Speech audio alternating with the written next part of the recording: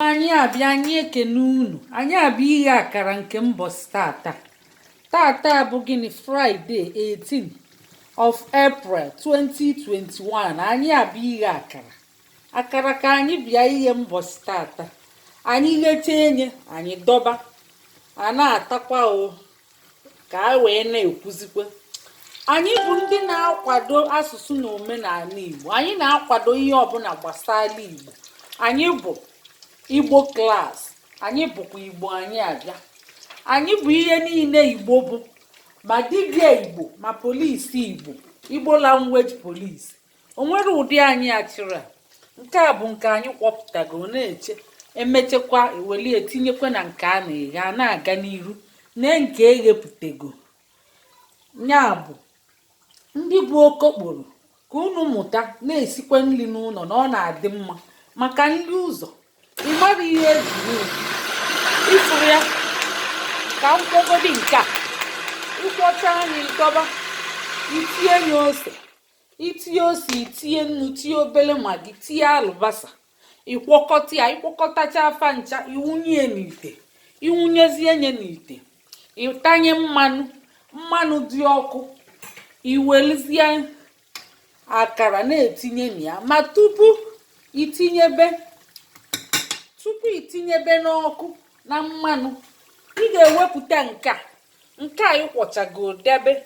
Ị ga-akwọchi ya debe, nke a ghezie, ịgụpụ ya, ibutezie nke a ịkwọgoro akwọ, tinyekwu ya na blender, wee kwọkwu ya nke ugboro abụọ.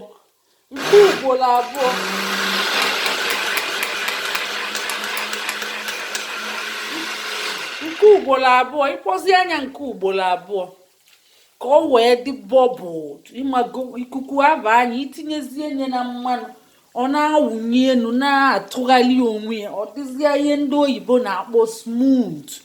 Ọ na-agazi ebe ọbụla ịkpọli oku ọza gị. Ka anyị na-agakwa, chekwenụ, anyị na-abịa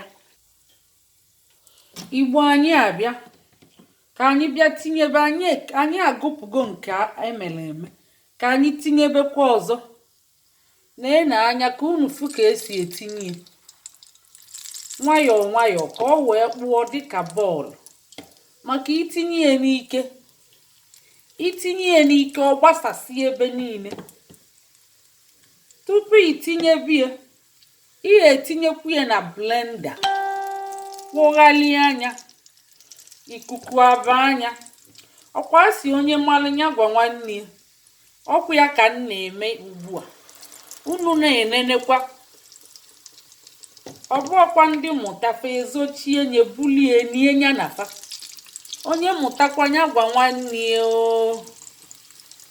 Ọkwa ihe anyị bụ obi nwanne, onye agha na nwanne ya. Anyị na-eme Igbo class.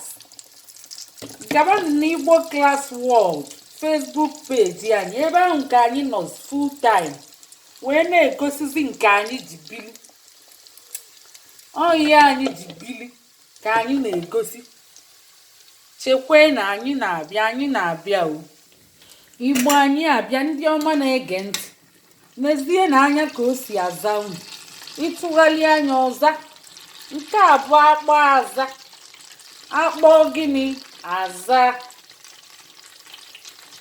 Ịtụgharịrị anya ọza. Ọ bụrụ na ị kwọgharịrị ya na blender wee tinye, ịkpọ onye ọma nzakwa gị. Ifuru ya nwụfu na ọ bụ akpọ aza. Akpọ aza ka Chineke anyị bụ. Akpọ aza ya bụ okokporo. Ị ga-agbanisi ike ka ifu na idutere asa dị mma. Ịchọọ mkpịsị ngụgụ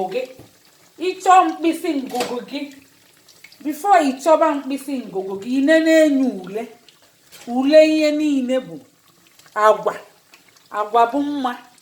Ya na ọzọ ule nsi nri na ule gịnị ezigbo mmadụ. Fana abụọ ka ị ga-enene. Inenegie ụkwụ atọkwa dị n'ezi. A sịkwa na afọ mmadụ bụ isi ije. na ihe onye lite n'ọnụ ka o bu ana mmụọ, ihe ndị ọzọ bụ anaba aghara. Nya bụ Igbo ndị ọma, Igbo Class World, Igbo anyị abịa, Igbo Language Police.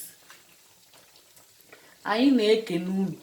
Jebeni na Igbo Class World nke Facebook page, ebe ahụ ka anyị kwa ngwongwo anyị na-aga. Ngwongwo anyị na-ada gịnị kwarapụ kwarapụ. Ka emesịanụ mbọsị ọzọ anyị kwukwenụ. Ndewonu.